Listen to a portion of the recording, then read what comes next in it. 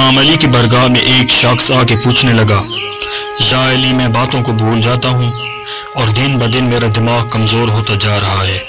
तो बस जैसे ही ये बात पूछी गई तो वो इमाम अली ने फरमाया, ए बंदा खुदादाद, तुम्हारा चेहरा बता रहा है, तुम गरम गरम खाना जल्दी जल्दी खाते हो।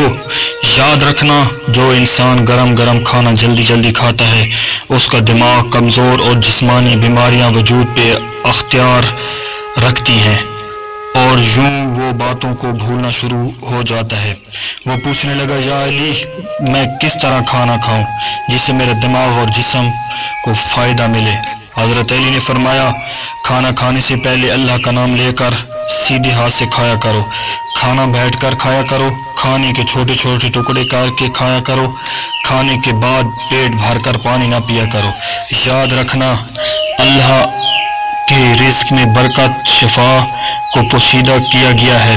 जो इंसान सही तरह से खाना खाता है और खाने के बाद अल्लाह का शुक्र अदा करता है, वो खाना उसके जिस्म के लिए दवा भी बन जाता है और शिफा भी, और वो हर किस्म की बीमारियों से महफूज रहता है।